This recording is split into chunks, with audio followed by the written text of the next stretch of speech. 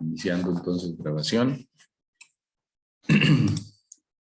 Como habíamos indicado, el espacio del día de hoy es para atender sus consultas en atención a la evaluación que tenemos la próxima semana. Obviamente no quisimos iniciar temario del capítulo de muros de contención para otorgar obviamente este espacio de consultas, aclarar sus inquietudes respecto del capítulo que nos corresponde a la evaluación, que serían el 2 y el 3, perdón, el 3 y el 4.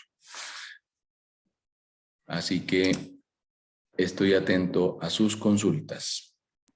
Profe, Sí, adelante. en la fórmula de Meyerhoff, cuando calculamos el NQ, El NQ, aquí está. Sí. claro, si ahí no hay falla local y una falla general, ese tangente phi asterisco sería tangente phi normal, ¿no? ¿Verdad?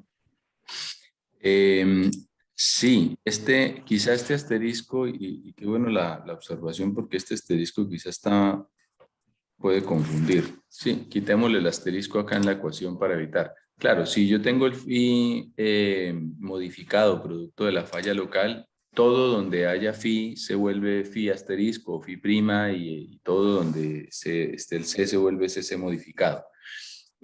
Por lo que acá, claro, el asterisco no estaba persiguiendo indicar si era falla local o general. Si es falla general, voy con el phi convencional y con mi c convencional en todo donde esté involucrado tanto el phi como el c.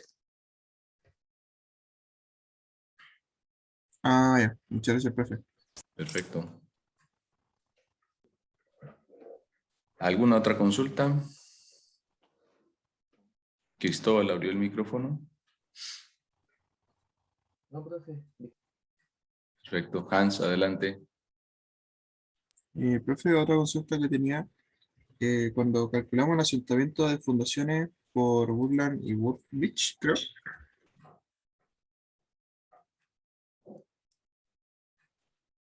Por acá. Ahí estamos. pero creo que es la donde dice la No, anterior a esa. Sí, sí. esa, claro. Ahí, buena consulta. Ese Q' que se ocupa para comparar con la presión efectiva a nivel del sello de fundación, ¿es el mismo Q' que queremos como calcular de adentro? ¿O ahí me perdí un poco? Pero no le entendí yo la pregunta. ¿A cuál Q' se refiere? ¿A este Q' de acá o a este de acá? A los dos. No sé si Ah, son ya, los dos ya. iguales No, o... pero creo entenderle la pregunta. Sí, porque lo que ocurre es que recuerden que esta fórmula de cálculo de asentamiento es evidentemente para el cálculo del asentamiento, por lo que en la mayoría de los casos la carga es dada, ¿cierto? Yo tengo la carga dada y calculo el asentamiento que tiene esa carga, por lo que para esta comparativa de selección entre A y B, la carga ya es un valor conocido. Eso es lo habitual para el cálculo del asentamiento. Entonces su consulta es bastante atingente porque, bueno, ¿y qué pasa cuando yo estoy diseñando? Donde justo la carga no la tengo y en teoría no sé a cuál caso me va a corresponder porque yo soy el que voy a imponer la carga. Entonces, acá va a depender, digamos, de un proceso donde ustedes hagan el despeje y que correspondan al caso que seleccionaron. Por ejemplo, en lo habitual, la mayoría de veces sí vamos a tener una condición donde la carga aplicada pues generalmente es mayor que la carga vertical. Ya indicamos los casos en los que no, se puede dar edificios de subterráneos, solo sin estructuración arriba, pueden tener estos escenarios o grandes excavaciones donde la carga esté compensada por el peso del suelo excavado. O sea, eso igualmente se puede dar. Pero si ustedes están haciendo el despeje, cuando despejan la carga, y dicen, perfecto, ya impuse mi asentamiento de diseño, despejé mi carga, debo de verificar efectivamente que calce al caso que estamos analizando. O sea, si por algún motivo yo despejara acá y me diera un valor diferente a esta desigualdad que está puesta acá, pues entonces lo que tengo que hacer es cambiarme al siguiente caso y usar la segunda forma. O sea, se debe de satisfacer la premisa de la ecuación posterior al despeje. Entonces imponen el asentamiento, despejan la carga, verifican que efectivamente la carga esté mayor al sigma prima vertical, ok, y vamos. Y entonces ahí dan el ticket para hacer ese cálculo. Así que esa observación es bastante buena. Profe, entonces, espera, voy a pensar en cómo explicar mi idea. Que, Sí, sí, no hay problema. Por mientras, ¿alguna otra consulta? Vuelvo, insisto, recuerden que este espacio es para atender sus consultas. Sebastián. Eh, bajo lo mismo que le estaba explicando a Hans, Sí. eh, ¿qué valor le tendríamos que poner a ese bebé para despejar el Q de la carga? Los valores admisibles los predefinimos anteriormente dependiendo del tipo de fundación. Habíamos hablado de 16, 32 y 50 milímetros. Esos eran los valores admisibles. No es una condición de este método, ¿no? Es el asentamiento tolerable que anteriormente habíamos comentado en detalle. O sea, cuando explicábamos acá la condición admisible, esta condición tolerable, hago el alcance es porque no depende del método, ¿cierto? Esta condición de diseño es algo que imponemos, ya sea en el método de Burland o en el método de elasticidad. En cualquiera sea el caso, imponemos el asentamiento. Esa condición de asentamiento acá, al ser arena, en este método en particular, como es para arenas, pues aquí vamos a tender a usar los 16 milímetros. Pero porque es arena, no por el método como tal. ¿Queda claro, Sebastián? Ya, para arena entonces 16 y para finos, ¿qué valor ocupo? 1 pulgada. Eso lo hemos indicado en diferentes espacios. 1 pulgada para arena, para arcilla. Ya, gracias. Perfecto. Adelante, Hans. ya, profe, ahora sí. Ya, lo que pasa, eso es lo que le quería preguntar. Cuando nosotros estamos diseñando, claro, imponemos nuestro asentamiento y queremos llegar a esa carga neta para poder darlo como un output. Sí. Esa carga neta, usted creo que lo comentó, pero no me puedo acordar muy bien. ¿Incluye el peso del suelo y también la suspresión en caso de que existiera? ¿O qué era lo que incluía esta carga neta? ¿A qué nos referíamos con esa suma que yo indicaba en la clase? Sí, lo que ocurre es que cuando nosotros despejamos de una fórmula de asentamiento, sabemos que el asentamiento es calculado con las cargas netas, ¿cierto? Descontando el peso del suelo excavado y descontando el peso equivalente de la supresión. Pero sabemos que el peso del suelo excavado y el peso de la supresión, pues es una carga que yo puedo imponer al suelo y el material ya lo resiste, solo que para efectos de asentamiento no va a producir asentamiento. Ahora, nuestro output para efectos de carga de diseño no es estrictamente la carga neta, sino obviamente la carga de diseño. Entonces, cuando hacemos los despejes de cualquier fórmula de asentamiento, todas las fórmulas de asentamiento son con carga neta, ¿cierto? Esta carga que está acá, esta carga neta, o incluso en la de consolidación, la carga que ponemos por acá es IZ por la carga neta, o sea, de todos los despejes va una carga neta. Entonces decimos, ¿esto es lo máximo que yo le puedo poner al terreno? Pues no, porque realmente a esta carga neta que despejamos, yo le puedo sumar el peso del suelo excavado, que también lo resiste el suelo, ya lo conocen, y adicionalmente, si es que tengo una carga vertical ascendente, como lo que ocurre con la supresión, pues también la puedo imponer. Por lo que mi carga de diseño por asentamiento es el despeje de la carga neta más el peso del suelo excavado y más la supresión. Entonces, por eso nos referíamos a que había que sumarlo, porque del despeje directamente del asentamiento, lo que estamos calculando es una fracción muy importante, sí, y de hecho la predominante, pero una fracción de la carga máxima que podemos poner.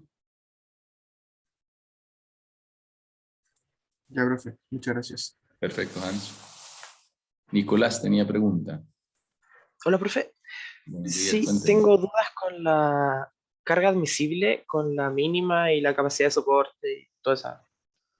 ¿Ya? ¿Cuál es la No duda? sé cómo elegir una carga entre la de soporte y la de diseño. De la de soporte y la de diseño, pero no. Sí, en la PPT 27 creo que está. Ya. Aquí está. Sí, y no sé cómo calcular la capacidad de soporte.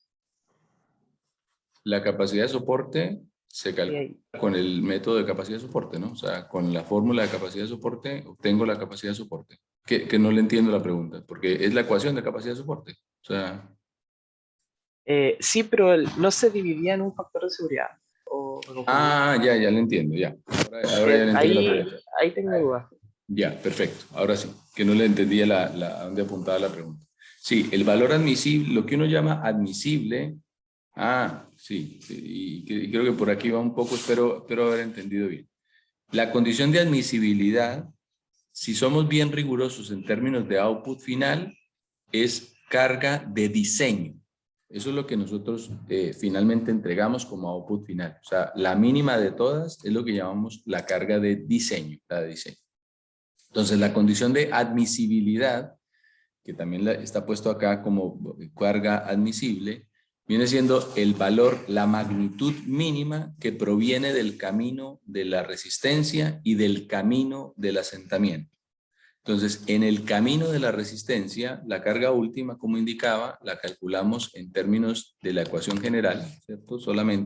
Solo que cuando le aplicamos un factor de seguridad que va entre 2 y 4 y que habitualmente se ha usado 3, este valor dividido por ese factor de seguridad se convierte en el Q admisible por resistencia. Y en ese Q admisible por resistencia vamos a tener posiblemente dos magnitudes. Q admisible por resistencia en corto plazo y Q admisible en resistencia en largo plazo si es que tenemos un suelo arcilloso en el que se pueda generar esa condición. Entonces, en este caso que menciona aquí, esta carga de capacidad de soporte se refiere regularmente al el cálculo de la carga última partido por el factor de seguridad, carga última partido por el factor de seguridad, en el camino que yo llamo acá de resistencia. Aquí voy a tener un primer valor. De ahí tengo el segundo valor, que es imponer un asentamiento, despejar la carga neta y sumarle el peso del suelo excavado y la supresión según sea el caso. Y ahí voy a obtener una carga que también es admisible hasta cierto punto. Y el factor de seguridad, en este caso, indirectamente está incorporado cuando yo impongo un asentamiento tolerable. Claramente la fundación, digamos esa condición de 16 milímetros que puede ser rigurosa, es porque estamos imponiendo una condición de diseño. Esos 16 milímetros es como si yo incorporara el factor de seguridad igualmente allí, porque estoy restringiendo en gran medida la carga. Entonces de aquí vamos a sacar un valor que también es admisible por el camino del asentamiento. Y entonces la magnitud menor, solamente eso, el proceso de magnitud menor de los diferentes factores de carga que hemos obtenido, lo entregamos como carga admisible y que si somos rigurosos en esto debiese ser como la carga admisible de diseño o la carga de diseño. Ese es el output final que nosotros estamos entregando. Buena observación esa. Ahora no sé si le respondo la duda bien a Nicolás. Sí, profe. Ya, perfecto. Y tengo otra duda. ¿Siempre Sí. tenemos que calcular la carga por los dos métodos o podemos discriminar y calcular solamente una? Sí, nosotros generalmente ante la duda siempre debemos de recurrir a eso, pero yo les comentaba, estas cartas de diseño pueden ser usadas como elemento de discretización de a partir de qué valores pudiese predominar o ambas o una sola.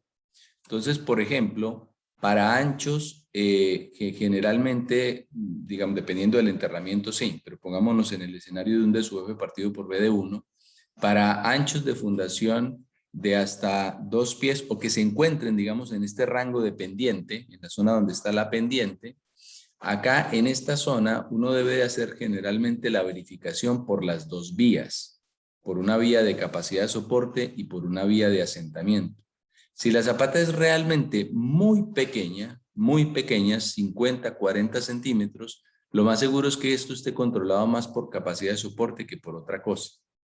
Y si la zapata es muy grande, que son estas zonas horizontales, si la zapata es muy ancha o estamos hablando de una losa, pues hablar de capacidad de soporte pues empieza a perder sentido, incluso matemáticamente, porque ustedes se fijan, la ecuación es un medio de B por todo lo demás, y el B, al ser un valor muy grande, me dispararía la capacidad de soporte. Entonces, si estamos hablando de anchos de zapatas superiores a 2 metros, el análisis va a estar controlado, o el diseño va a estar controlado por asentamiento, y en ningún caso la capacidad de soporte va a controlar nuestro diseño. Entonces uno podría decir, bueno, en ese escenario desprecio la capacidad de soporte, pero no porque no sea relevante en sí mismo, sino porque el diseño lo voy a controlar más por asentamiento, si son zapatas muy grandes, superiores, a veces incluso, dependiendo del tipo de suelo, en 1,50 m hacia arriba ya empieza a controlar más el asentamiento que la resistencia. Y si la zapata es muy, muy pequeña, menos de 50 centímetros, uno podría decir también, esto va a estar controlado más por la resistencia que por el asentamiento, y no hacer el cálculo del asentamiento. Y creo que es a donde apunta su consulta. Sí, profe, ya me quedó clarito. Muchas gracias. Perfecto. Profe, en ese gráfico que estaba mostrando, usted también había dicho que lo podíamos usar como un prediseño, como para Sí, tener órdenes de magnitud. Pero exacto. el eje Y vendría siendo la carga neta y el eje X que... Sí, este eje Y, este que llaman el soil pressure, es la carga admisible de diseño. Con factores, Ah, ya. con todo. O sea, por eso Ese es sí, el final. es como el valor final, exacto. Es un estimado, muy estimado, pero es el valor final. ¿Y el eje X qué representa, profe? Aquí está, el ancho de la zapata. Ah, ya, gracias. Pero ojo, está en pies, ¿no? Es el gráfico original, por lo que está en pies. Porque no es 1 metro o 2 metros, es 1 pie, 2 pies.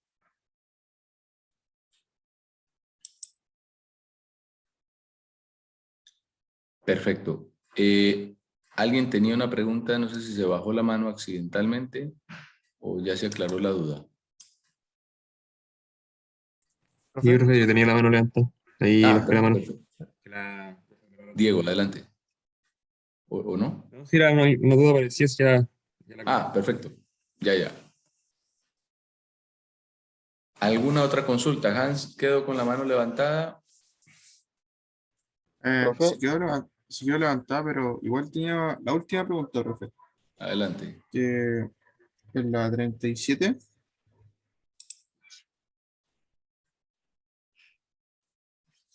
Aquí está. Claro, ahí en el efecto del tiempo en el asentamiento, usted había comentado que se considera debido a que el asentamiento como que aumenta por el propio peso de la estructura, ¿o no? Por ahí, No. ¿eso era?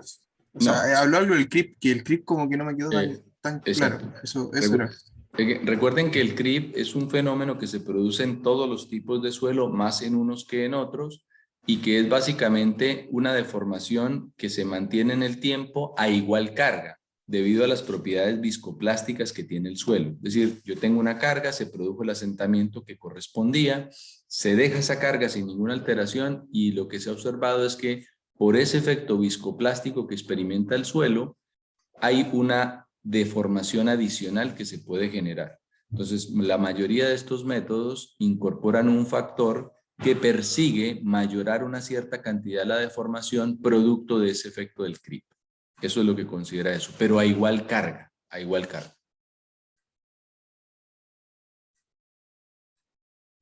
Ah, ya, profe. Oiga, y la última consulta, usted dijo que sea como, tiende más a estar en un suelo que en otro, ¿o no? Sí, O sea, sea como en todos, pero siempre como que tiende a algo. exactamente. En los suelos finos, la magnitud de lo que llaman la consolidación secundaria en muchos textos, que realmente no es consolidación, no es un proceso de consolidación, es un proceso de creep, en magnitud es mucho mayor si estuviésemos trabajando en una arcilla o en un suelo fino que lo que ocurre en un suelo granular, pero sí experimenta. Entonces, la magnitud de la deformación, si la comparamos entre el suelo fino y el granular, pues va a ser mucho mayor en el suelo fino que en el granular, pero el granular igualmente lo va a incorporar. Ya, profe, todo claro. Muchas gracias. Perfecto, Hans. Diego tenía la mano, después Nicolás y Pedro. Profe, cuando se tiene excentricidad, ¿se tiene que Sí. calcular tanto el B barra como el L barra siempre o solamente donde esté la dirección de esa excentricidad? Y si es así, siempre se va a tener como solamente un lado que calcular el valor como efectivo o hay casos donde la excentricidad va en las dos direcciones. Sí, buena observación. Efectivamente, cuando nosotros nos enfrentamos a una carga excéntrica o a un momento, que finalmente se traduce en una carga excéntrica, debo de modificar mis anchos y todos los cálculos de capacidad de soporte los hago con un ancho y todos los cálculos de asentamiento los hago con el otro ancho. Ahora, ¿en cuál es el que yo modifico? Efectivamente, si mi momento o mi excentricidad está aplicando hacia la dirección del eje, llamémosle B, solamente, es decir, tengo un momento solo en esa dirección, claramente modifico solo el B y el L me queda constante porque no tengo una segunda excentricidad o un segundo momento. Hay casos donde para estructuras industriales se da que las zapatas pueden tener una doble excentricidad o momento en ambas direcciones. Entonces, si yo tengo un momento en la dirección del M y también, perdón, de la dirección del B y también un momento en la dirección del L, entonces voy a tener dos excentricidades, porque voy a tener un momento en X1 y un momento en X2, por ejemplo. Voy a tener con ello dos excentricidades y entonces ahí debería de calcular el B y el L modificado o efectivo, que le llaman. Cada uno para los dos caminos, capacidad de soporte y resistencia. Las únicas, yéndonos a los casos un poco más extremos, es que si el momento es particularmente más grande en la dirección que originalmente era el L, digamos que esta zapata es cuadrada y yo tengo un momento muy grande o una excentricidad muy grande en la dirección del L, es posible que cuando haga la corrección, el L en magnitud, el L barra en magnitud, quede ahora menor que el B, lo cual no podría ser porque finalmente nosotros siempre obligamos a hacer nuestros cálculos con el B como magnitud menor y el L con magnitud mayor. Entonces, si particularmente tuviésemos un caso donde el L se redujera en gran magnitud, entonces me toca invertir los ejes. Es decir, el que antes llamaba L ahora sería el B y el anteriormente B sería el L. Sería la única particularidad que se debería de generar. Pero en cualquiera de los casos, lo que yo debo de verificar es en qué dirección está mi momento o en qué dirección está mi excentricidad, y si la tengo en las dos direcciones, modifico ambos anchos, o si no, modifico uno de los dos anchos. Ya, profe, con eso súper claro, muchas gracias. Y tengo otra pregunta. Adelante. Pero es respecto a si, por ejemplo, tenemos una zapata que se está como construyendo para contener lo que es un muro de contención. Sí, Ahí el suelo va a estar en una pendiente. sí. Cuando esté en pendiente, la profundidad se considera Ah, la sección más desfavorable, o sea, donde hay la profundidad mayor o la profundidad como menor, o se usa algún término medio para después sí. calcular qué predomina, si el asentamiento o la capacidad de soporte. Ya, perfecto. Es una muy buena pregunta también. Y voy a mostrarlo voy a ponerlo en este gráfico. Si por ejemplo una zapata, supongamos que esta masa, aquí no la puedo borrar, pero voy a ver si inserto este monito y voy a poner esto acá blanco.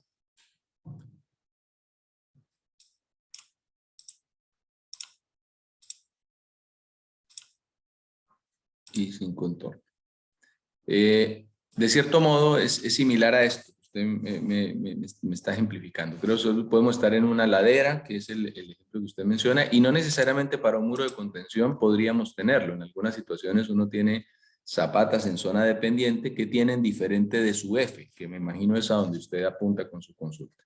Y esto aplica o podría aplicar no solamente para el de su F, sino también para la posición del agua. Podríamos tener la posición del agua en el aguas arriba, digamos, a una cierta altura y en el aguas abajo a otra altura. Se puede también dar esa condición. Entonces, el mecanismo de falla por asentamiento, por capacidad de soporte, tiene estas formas que hemos mencionado y lateralmente tiene una zona de influencia. Esa zona de influencia, evidentemente, va a estar condicionada por la sobrecarga y la geometría que tiene la zapata. Entonces, en primera instancia, ¿qué de su F nosotros podemos considerar? Como esta mariposa que dibujamos acá, digamos, es la condición idealizada, donde yo tenga una situación completamente simétrica, podría decir que aplicando una carga perfectamente vertical y centrada, se debería de generar como esta mariposa hacia ambos lados de manera perfecta. Pero en la práctica siempre va a haber un plano de debilidad menor por alguna singularidad en el terreno o porque la carga no está completamente excéntrica y se podría dar que la falla es hacia una de las dos direcciones. Cuando yo no tengo el confinamiento hacia una de las dos direcciones, es decir, que esta condición idealizada homogénea la cambiara porque acá ya el enterramiento fuera mucho menor, entonces la superficie crítica que potencialmente se va a generar, es decir, la falla que se puede producir en el terreno, estaría en esta dirección. Entonces, en ese caso, no es que uno tenga que hacer un promedio ponderado entre los de su Fs, sino que derechamente debería elegir el menor de su F y ese es el de su F con el que yo haría los cálculos posteriores, porque esta zona es la que va a condicionar la respuesta completa del sistema de fundación. Esto desde el punto de vista de la capacidad de soporte. Ahora, con la supresión o con el efecto del agua pasa algo adicional y es que ustedes pueden tener el agua en una cierta dirección o en una cierta posición más que dirección. Voy a ponerla acá en negro y en el aguas abajo tengo en otra posición, acá para que se nos vea. Entonces digo, bueno, ¿y con cuál es la supresión que debemos de calcular? Y acá también hay un problema que digamos que más que geotécnico es de un equilibrio hidráulico. O sea, ustedes tienen una carga hidráulica en el agua hasta arriba, que es gamma del agua por esta altura, una carga hidráulica que tengo en el agua hacia abajo, que sería el agua, el gamma del agua por esta pequeña altura, y obviamente la supresión pues es generar el trapecio de la carga que se estaría generando bajo esa zona. Voy a usar acá este trapecio, vamos a ver si este me sirve. No, no me va a servir, pero creo que lo puedo modificar por acá. Ah, no, no me sirve. El trapecio no me lo grafica. Pero bueno, independiente de eso, lo que yo voy a tener es una condición de carga por presión del agua que va a ser mayor en el inicio de la zapata, menor en el término de la zapata, y lo que voy es a unir los dos puntos y calcular el área correspondiente a la supresión. Eso es un problema de equilibrio de fuerzas. A mí me gusta siempre que discreticemos entre lo que corresponde a un criterio geotécnico a lo que corresponde a simplemente un equilibrio de fuerzas por una carga hidráulica. Lo único que yo tengo que considerar si hay un desbalance en términos del agua es gamma del agua por su correspondiente altura, gamma del agua por su correspondiente altura, y como si hiciéramos la integral en esa zona, calcularíamos el área del trapecio. Ahora, usted también me preguntaba respecto del asentamiento y cómo involucra el asentamiento acá. Y aquí también hay que considerar que en el asentamiento nosotros nos interesa definir la carga neta. Entonces, la carga neta depende del peso del suelo excavado. Entonces, si por ejemplo, producto de este excavación, el peso del suelo excavado sería equivalente a este triángulo que estoy acá mostrando, entonces la carga neta la deberíamos de calcular pues considerando la carga vertical menos el peso del suelo excavado, que ya no sería todo completo porque yo quizás excavé, esto arbitrariamente para efectos de la explicación, pero excavé por esta zona. Entonces mi zona excavada, mi zona, digamos, donde yo retiré suelo, sería el equivalente como a este tramo que estaría acá, ¿cierto? Esto es lo que yo busqué retirar. Entonces, el área de esta zona, bien calculada, no con este cachito acá, pero el área de este triángulo es el peso del suelo que yo excavé. Entonces, esas consideraciones sí las debo de tener presentes en caso de que tengamos un desequilibrio. Ahora, su pregunta de, bueno, ¿y entonces cuál controla? ¿Controla el asentamiento de la capacidad de soporte? No, ahí habría que hacer el cálculo correspondiente y elegir la menor de todas, salvo que estemos en un escenario de una losa, donde prácticamente, incluso para enterramiento nulo, la capacidad de soporte no va a controlar y va a controlar el asentamiento. No sé si le Todo respondo. claro, sí, perfecto, todo claro, pero respecto a ese trapecio que nombró, por ejemplo, ¿qué pasa si un pedacito del trapecio llega la napa hasta como la mitad del trapecio. Ese como cachito, ese como triangulito que quedó ahí, el que se excava, si contiene agua, también se considera el peso del agua en el suelo excavado.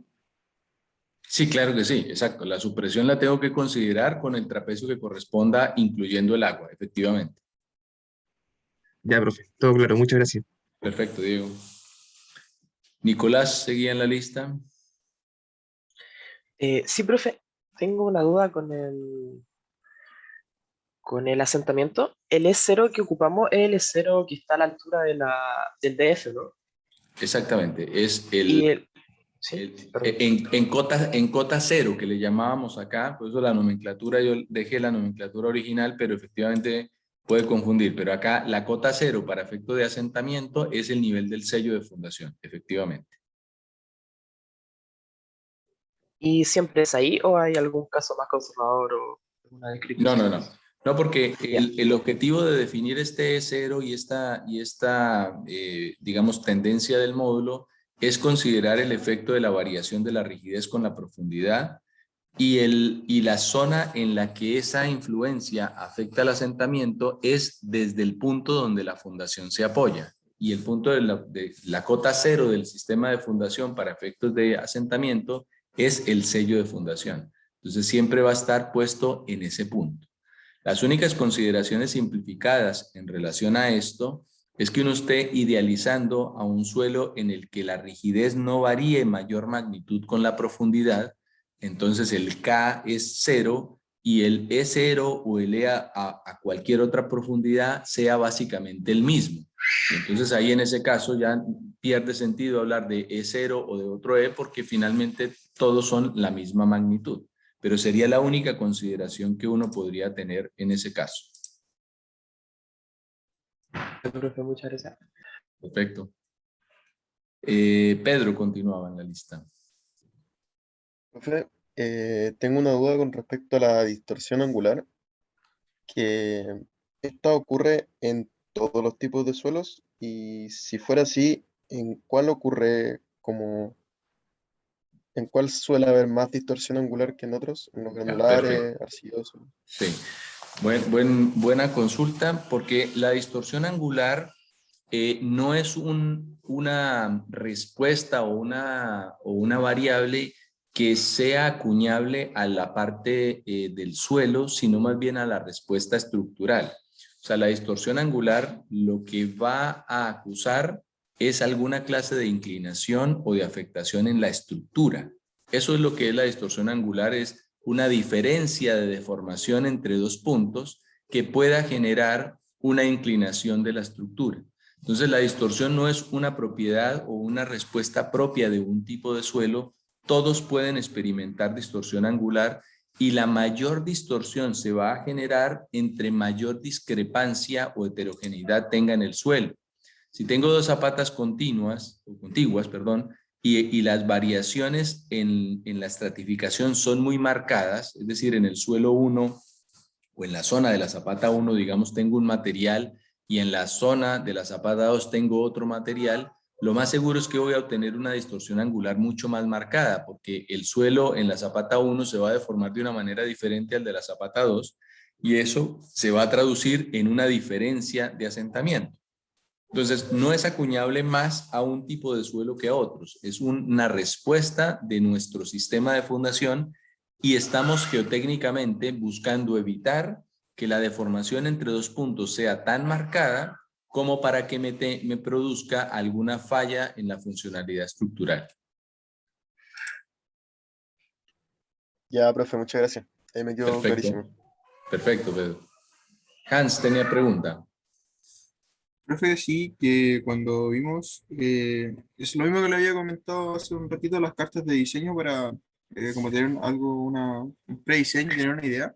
Ese N, usted había comentado en clase que era el N160, ¿o no? Sí, sí. Pero me surge la duda que estaba viendo el ejercicio propuesto y aparece N igual 40 toneladas y como que estaba pensando en cómo entrar, por ejemplo, con el ejemplo más abajo, pero no nos dicen nada sobre el N160, entonces ¿cómo podríamos entrar al prediseño o a las cartas de diseño? Lo que ocurre es que esta carta de diseño, y es un buen alcance también, la mayoría de las cartas de diseño que uno encuentra en la literatura, hay básicamente unas 3 cartas que generalmente se usan, aparte de estas 3 que menciono acá, que son del mismo autor. Son generalmente para suelos granulares, por lo que se infiere que en el proceso de caracterización geotécnica lo que hice fue el SPT, o sea, tuve que haber hecho el índice de penetración normal. Si no usé el ensayo de penetración normal para hacer la valoración, no puedo usar estas cartas, que no necesariamente eso es un problema en sí mismo, porque volvemos a decir, son cartas de diseño, pero que por su grado de conservadurismo son más de prediseño que de otra cosa. Entonces, cuando vamos a usar estas cartas de diseño, el índice de penetración yo tengo que haberlo medido, por lo cual en mi problema tuve que haber hecho a lo menos una vertical del SPT. Siempre tengo que haberlo hecho si pretendo usar estas cartas. Si no uso estas cartas, procedo con los cálculos que ya hemos mencionado, y en esos casos obviamente voy a tener un ensayo triaxial o voy a tener un cálculo en particular usando, digamos, todas las metodologías que hemos visto. Estos son parámetros solamente de referencia y más para órdenes de magnitud como punto inicial para un diseño o un prediseño. Perfecto, profe. Oiga, y en Sí. el ejemplo que tiene más abajo, que nos piden calcular la carga de diseño, pero con la información que nos dan del suelo, el límite líquido dice que es 32. ¿Podría quizás asumir que estoy como en un suelo fino, quizás arcilla, y por eso empezar a... porque tengo que sacar como el asentamiento admisible? Entonces, es como necesario, creo, saber bien en qué suelo estamos trabajando para ver qué valor ocupo. Sí, buena referencia esta. Estos digamos, ejemplos referenciales para una tipología de zapata donde hay que hacer una carga admisible, yo creo que tiene hartos, o no sé si hartos, pero varios matices. En relación a lo que usted comenta de si inferirse el suelo fino, claramente el material es fino porque tengo tanto límite líquido como límite plástico. Entonces tengo comportamiento fino y también lo avala la consolidación. O sea, tengo ensayo de consolidación en una muestra que se considera como normalmente consolidada con una lectura continua, pero tengo un ensayo de consolidación. Entonces, esa carga, en este caso de diseño para hacer una valoración de la capacidad de soporte, e incluso puedo hacer una valoración en términos del asentamiento por consolidación, porque tengo el C sub C, claramente tengo los elementos para definirlo y el punto de partida que usted indica, que es el límite líquido o la plasticidad que tiene el material, le lleva a que su análisis tenga una componente asociada a la parte fina, la evaluación del asentamiento por la consolidación y la carga correspondiente también al análisis por resistencia. Por la zapata, por la magnitud de la zapata de 2 metros, las magnitudes de la capacidad de soporte pueden ser bastante altas también y controlar más el asentamiento el asentamiento que la capacidad de soporte. Ah, ya, profe. Y lo último, hay dos momentos MX, en uno en X y uno en Y. Cuando, por ¿Sí? ejemplo, queremos hacer como o como la relación, para B, el momento asociado sería el de X. No. Para el B, aquí como tengo un mono así, para el B este sería el momento que tengo acá, el momento que rota en el eje Y para el L el momento que rota en el eje X. Ah, ya. Ujú. Perfecto. Muchas gracias, profe. Ya, perfecto. ¿Alguna otra consulta? Muy valiosas. Yo, profe, Adelante, eh, Sebastián. No veo. en la diapositiva 15,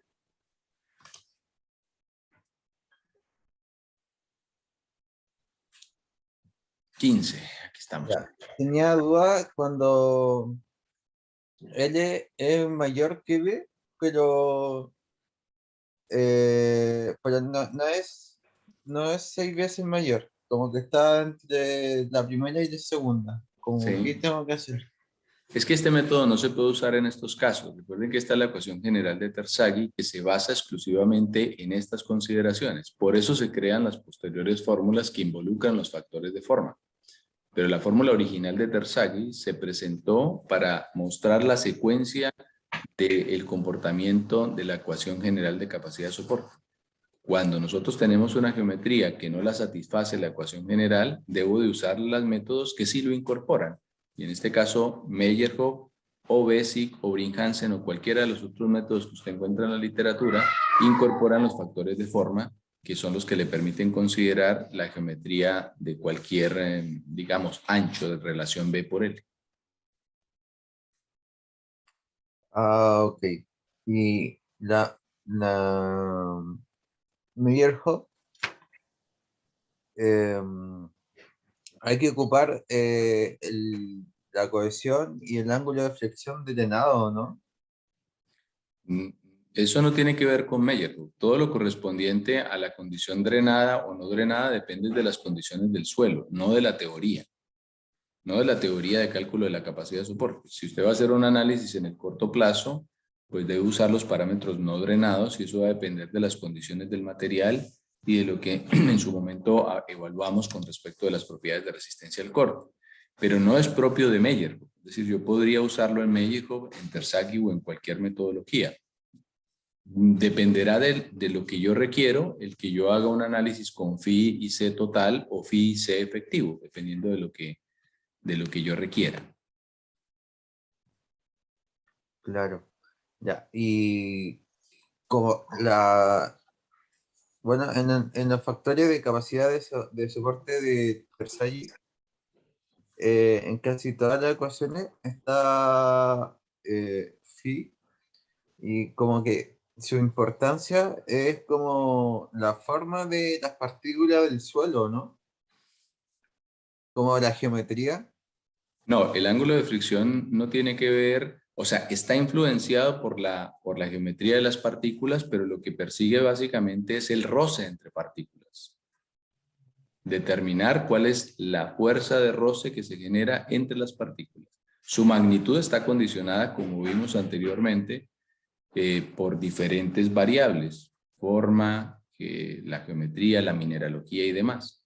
Pero básicamente lo que incorpora es el roce entre las partículas y los factores de capacidad de soporte que tienen el phi incorporado, como usted lo indica, persiguen evaluar justamente la respuesta por roce que se genera a lo largo de toda la superficie de falla. Ya, muchas gracias. Perfecto. Nicolás, adelante. Profe, me quedó una duda con... Usted había dicho en la clase pasada que si, por ejemplo, teníamos 5 zapatas, no calculáramos las Q de todas, ¿sí? Sí, sí. ¿Cómo discretizamos y vemos cuál calculamos? Es que ahí es donde justo yo les comentaba que ustedes tenían que identificar los ponderadores de las ecuaciones, de lo que hay en una ecuación, y que saber o dominar una metodología no implica solamente el determinar qué parámetros incorporo, sino también su efecto. Voy a poner el escenario más sencillo. Si ustedes tienen 4 zapatas, 5 zapatas y todas las zapatas tienen un ancho diferente, pues claramente la que tiene el menor ancho es la que va a dar menor carga y la que va a controlar el diseño en términos de la respuesta del suelo, porque tengo directamente proporcional el B. Lo propio ocurriría si tengo varias zapatas y están puestas en diferentes ángulos de fricción en el suelo, y pues obviamente la de menor ángulo de fricción va a ser la que tenga la menor carga. Lo propio ocurre con el D sub F, y así con diferentes variables. Entonces, la identificación de la zapata más crítica, no necesito yo hacer un cálculo y hacer toda la valoración completa de la capacidad de soporte, del asentamiento y demás, si yo tengo claridad del impacto que tienen las variables en mi problema o de qué hace que la capacidad o el asentamiento aumente o disminuya. Entonces, hacer toda la secuencia, eso les indicaba que para efectos de la evaluación, y su comentario es bastante atingente, porque no puedo seguir yo todos los caminos, y en la práctica profesional tampoco lo hacemos. Uno dice, la prueba resultó que no me quedó tiempo, y siempre voy a decir lo mismo. Si hacemos todos los caminos no nos va a quedar el tiempo, pero ténganlo por seguro que en la práctica profesional ustedes tampoco lo van a hacer. Porque uno no va a decir, mire, voy a entregar un informe con todas las posibilidades que se pueden dar, a ver cuál es la menor de todas y con esa me voy a elegir. Porque tengo que poner un criterio, no somos simplemente un derrotero de puntos o un listado de puntos, a ver, como si fuera un código fuente que definiera si se cumple o no se cumple. Entonces, la identificación de esos variables son tan simple como ver cuáles son lo que diferencia un caso de otro y ver si las diferencias pueden tener una implicancia en el asentamiento o una implicancia en la resistencia, como los ejemplos que acabo de mencionar con el B o el ángulo de fricción. Entonces, eso finalmente son los criterios prácticos de decisiones. Y bueno, de todo esto, ¿cuál es la condición más crítica? Es esta. ¿Y por qué? Porque acá se genera esto es menor, esto es mayor, en fin, y ahí hacen un proceso de selección. Gracias, profe. Perfecto, Nicolás. Diego. Siempre tengo una duda respecto al N de los gráficos de comparación de la profundidad con el ancho. ¿Ese N de dónde se saca? ¿Se saca de un dato? ¿Uno lo saca del CPT? ¿Pero cuál, perdón? ¿En cuál diapositiva? El gráfico donde uno discrimina si se usa asentamiento por capacidad, asentamiento o capacidad de carga.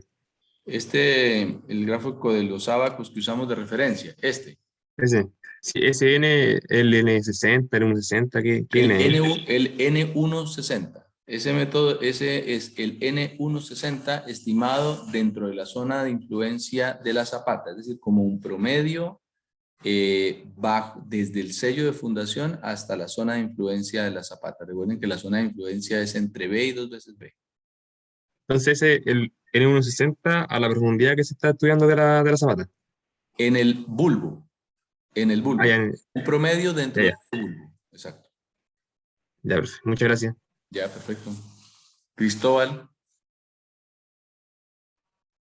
Profe, en la parte del ejercicio que usted propone, yo no entiendo bien cómo utilizar lo de los momentos, porque no sé en qué parte de la ecuación tendría que agregarlo para que afectara la carga última. Ya. Cuando nosotros tenemos la construcción de todas las ecuaciones que yo mencionaba y que hicimos esa secuencia, lo que perseguía justamente era ver cuál era la base de las diferentes metodologías y que habían variables que no eran consideradas y uno se veía en la necesidad de usar ciertas equivalencias. Entonces, pasaba con la zapata continua, que le aplicábamos un factor de forma si era rectangular, o si estaba muy enterrado, aplicábamos un factor por enterramiento, y en el cuanto a los momentos ocurre lo mismo. Es decir, la ecuación general de capacidad de soporte e incluso la de asentamiento, el momento no está puesto por ningún lugar, ¿cierto? Entonces uno dice, bueno, ¿dónde yo lo aplico? Entonces, lo que hacemos indirectamente es modificar los anchos de las zapatas y usábamos los criterios que, voy a retomar por acá, los tengo, el criterio que tengo acá en esta diapositiva, donde si tengo un momento en una o dos direcciones o tengo una excentricidad en una o dos direcciones, modifico mis anchos y mi zapata hago todo el cálculo posterior, todo donde aparezca el B y el L, ahora con un B barra o un L barra, según si tengo momento en ambas direcciones o solo en una dirección. Entonces, en un escenario determinado, como este que es una condición absolutamente genérica, lo que vamos a tener es que si tengo momentos en dos direcciones, pues voy a tener excentricidad en dos direcciones, entonces tengo que modificar los B. Voy a generar dos B barras, ¿cierto? Y dos L barras, uno para asentamiento y otro para capacidad de soporte.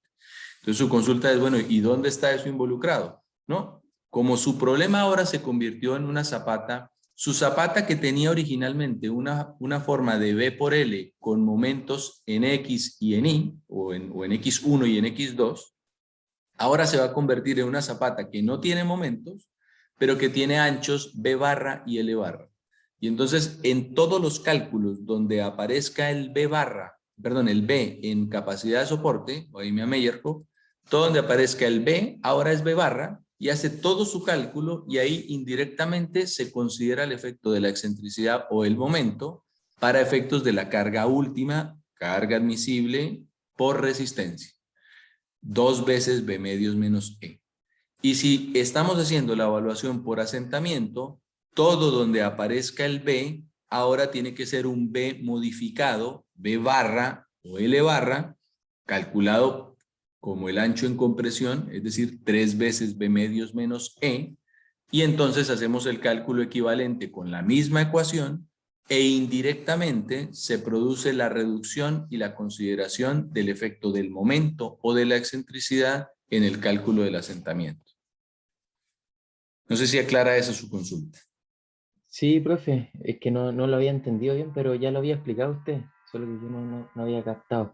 Y No, lo otro está que le bien. quería preguntar, A ver. si es que vamos a revisar el control de la otra semana.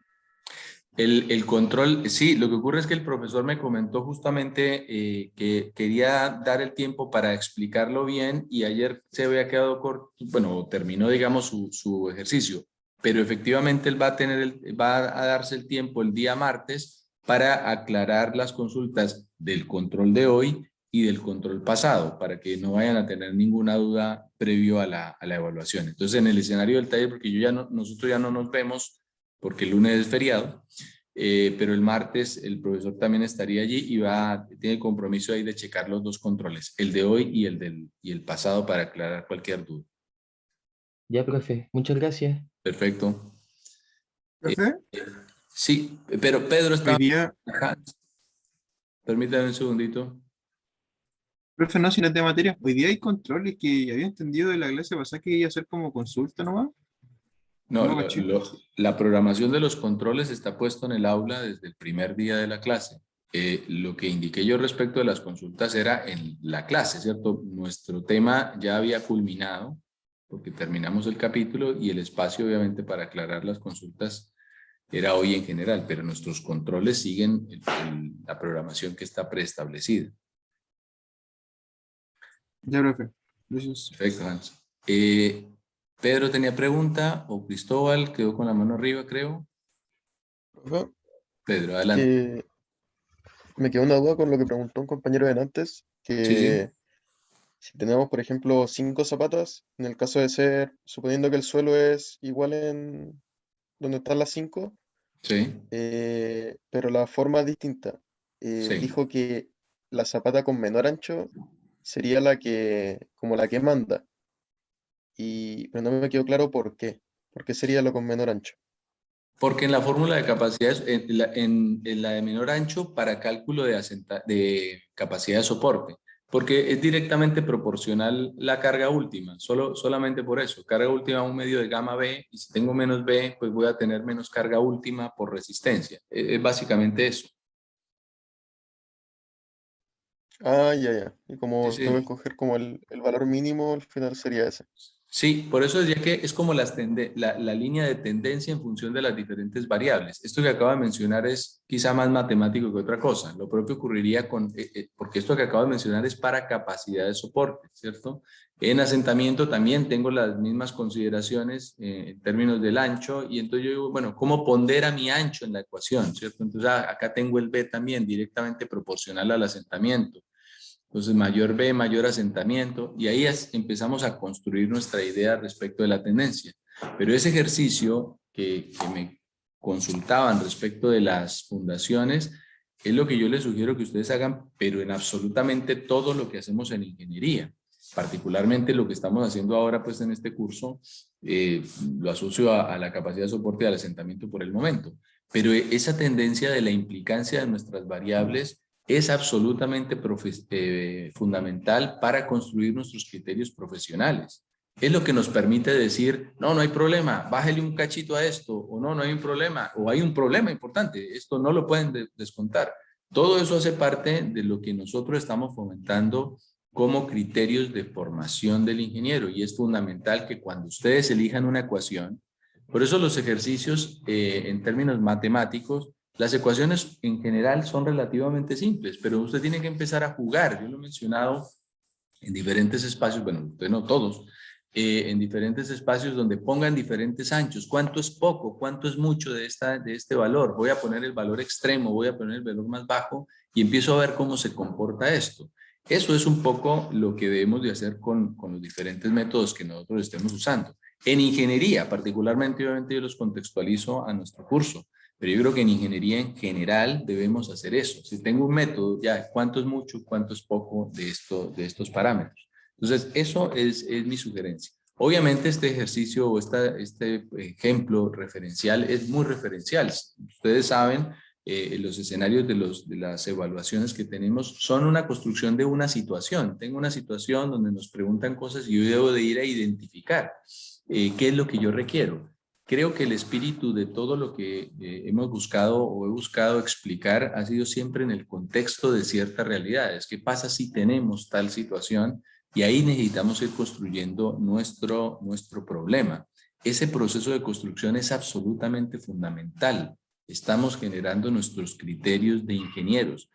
Criterios que quizá hoy se aplican a este curso, pero que realmente pueden ir permeando a otros. Entonces, es bien importante que ustedes vayan trayendo su criterio, el de ustedes, el de cada uno individualmente, el que cada uno pondera más una cosa que quizá la otra, pero hace parte de eso. Y la identificación de esas variables y cómo esas variables ponderan en una ecuación es un ejercicio que yo les invito a que ustedes lo hagan más allá de esta evaluación y más allá de este curso.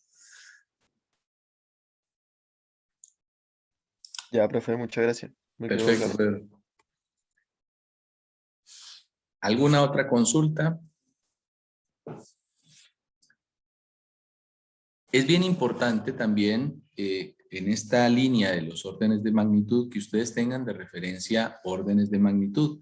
Por ejemplo, para efectos de las solicitaciones de las estructuras, es habitual que uno establezca de forma muy referencial que las estructuras ponen al suelo una sobrecarga equivalente a 1 tonelada por piso, 1 tonelada por metro cuadrado por piso construido. Pero esos son valores muy, muy referenciales. No significa que todas las estructuras ponen esa condición. Yo puedo tener solicitaciones de carga muy particular, pero siempre nos usan o pueden ser usados como valores de referencia. Y lo propio ocurre también con los valores de la carga de diseño que ustedes están obteniendo. Me dio X valor, ¿cuánto es mucho y cuánto es poco de esos valores? Y si ustedes se fijan un poco el espíritu de este ábaco, que es, vuelvo, insisto, conservador, referencial y demás, es que nos dice, estamos del orden de 1 a unas 6 o 5 kilos por centímetro cuadrado como valores de diseño habituales, considerando los factores de seguridad, y me dicen que esos son conservadores. Entonces, claro, si nos da un valor muy fuera de esto, nos dice, aquí hay algo extraño. Lo propio los anchos, estuvimos hablando de los anchos de las zapatas al inicio, de los espesores de las losas, también los estuvimos viendo para efectos de la rigidez, los enterramientos de las fundaciones habituales.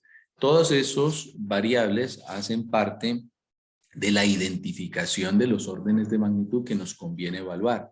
Los módulos de deformación, estuvimos hablando rangos de valores, los rangos de valores también asociados al ángulo de fricción, cohesión, todo eso es absolutamente fundamental, porque ustedes se van a enfrentar a un cálculo de una capacidad de soporte y un asentamiento, yo sigo majaderamente insistiendo con la premisa que hemos venido mencionando desde nuestra prueba anterior. La prueba anterior ustedes estaban haciendo el input de esto que vamos a hacer acá, por lo que en las siguientes evaluaciones y en cualquier situación, lo que vamos nuevamente es a necesitar ese mismo input que nos preguntaron en las evaluaciones anteriores.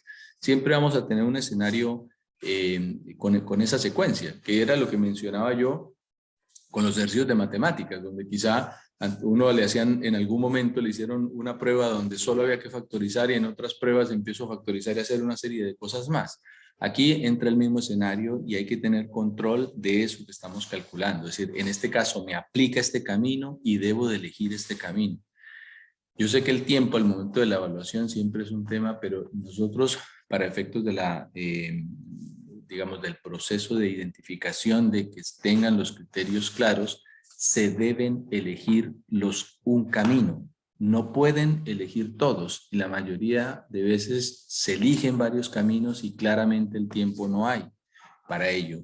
Y en la vida profesional ocurre algo similar. Obviamente estamos hablando de ejercicios mucho más acotados, pero también nos enfrentamos a situaciones donde será esto, será lo otro, y tengo que tomar un criterio para ponderar y decir, no, yo creo que aquí la situación va por este lado y emito mi informe a partir de mis criterios y construyo mi conclusión a partir de eso. pero no puede ser que nosotros para entregar una conclusión evaluemos todas las opciones se presenten y entonces a la larga como que se presenta todo como opción y bueno, ¿y cuál es la conclusión? Y a veces incluso la conclusión se pierde. Entonces, el espíritu que hemos tenido ha sido siempre contextualizar dónde uso tal cosa, por qué la usamos, por lo que, y las preguntas creo que han estado muy atingentes en relación a esa línea y espero que todos esos puntos los tengan bastante claros. Y lo propio con los conceptos que vienen de su curso anterior. E indiscutiblemente una valoración del asentamiento está en la consolidación. Hicimos un repaso anteriormente, pero esa verificación de estos conceptos de consolidación, pues claramente ustedes los tienen que tener muy claros, porque acá la consolidación como fenómeno no es lo que estamos evaluando, pero sí tiene una implicancia práctica concreta, tanto en la selección del corto y el largo plazo, que lo vimos también en detalle, como en la magnitud del asentamiento por consolidación, que deriva a una carga de diseño determinada. Entonces, todo ese proceso es bien importante que ustedes lo tengan presente y que al momento de la evaluación lean muy bien lo que efectivamente se está consultando. Y esto es muy, muy importante. Lean lo que se está consultando y contextualicen a los parámetros que ustedes tengan y háganlo con confianza y, como también hemos dicho muchas veces, quitándose desde ya este velo de estudiante. ¿Ya? Si no, simplemente ustedes dicen, bueno, mi criterio, yo me he ido estudiando para confeccionar mi criterio, y mi criterio es este, y me voy a jugar con mi criterio. Así que eso les dejo yo de comentarios finales correspondientes a este capítulo, por lo que espero que puedan preparar su evaluación de la mejor manera, revisen, verifiquen sus ecuaciones, si es que están compartiendo alguna cosa, chequen que cuánto les da, digamos que estén con las fórmulas bien, digamos, puestas en un Excel 1 o en el Excel 2, pero que coincidan los valores, que tengan los phi como corresponden, en fin, y al momento de resolver se van por su análisis y por su diseño que hayan seleccionado, su camino que hayan seleccionado. ¿Alguna consulta adicional antes de enviarles su control? Diego, adelante. Hola, profe. Le quería consultar dos cosas. La Sí. primera es respecto al ejercicio del control, que puntualmente a mí se me olvidó, derechamente se me olvidó agregar la carga del peso propio del suelo. Cuando estamos viendo la carga que podía soportar la tubería, era una tubería, si no me equivoco. Sí, sí. Pero la duda que me surgió fue después conversando con un compañero, era si era muy influyente esa carga, porque era muy baja la altura y la carga, digamos, que tenía el factor de influencia y demás, que se calculaba respecto a la zapata, era mucho mayor. Entonces, en ese tipo de casos, ¿se puede obviar o es muy relevante el peso propio del suelo? Sí, lo que ocurre es que es una buena observación y quiero tratar de explicarlo a nivel general, porque la sobrecarga que soporta una tubería, una cañería y demás, que es un ejemplo que uno habitualmente tiene, para yo decir que efectivamente la tubería no se rompa, la solicitación completa real es la suma del peso más el incremento de carga, siempre. ¿Cuánto puede ponderar cada uno de esos casos? De hecho, hay ocasiones donde es más el peso del suelo de la columna que hay por encima de la clave de la tubería lo que condiciona a veces más que la carga, porque lateralmente hay una disipación en poca distancia. Entonces, esa consideración de la sobrecarga o del peso de suelo, digamos, siempre debe estar considerado. Es posible que para alturas pequeñas y para cargas muy cercanas a la tubería, la influencia, digamos, o la ponderación de una respecto de la otra sea mucho más marcada. Si la zapata está muy pegada a la clave o al eje de la clave y la tubería está superficial, claro, la influencia va a ser mucho mayor. Pero lo que sí es que conceptualmente yo no puedo despreciarlo, porque realmente en muchos casos ese peso es el que le condiciona a uno el diseño, incluso por encima de la sobrecarga. Entonces siempre debe ser considerada la suma de las dos variables. Ya, súper. Y la otra duda que tenía es que para el viernes va a estar habilitado el horario de consulta, de todas maneras. Los horarios de consulta siempre están habilitados para que ustedes los reserven. Si por algún motivo en las consultas que me hacen previamente tengo reservados los espacios, pues les consulto si un cachito más arriba, un cachito más abajo, conforme ya algunos lo han usado. Pero sí, Ya. siempre están. O sea, lo que sí es que tengan presente de que me consultan y a veces entonces los pongo ahí en listita y me toca a veces pasarlos para el siguiente horario, si es que tengo alguna cosa después de las 10. Ya, muchas gracias. Eso. Ya, perfecto. Perfecto. Entonces, con esto damos por terminado nuestra sesión del día de hoy.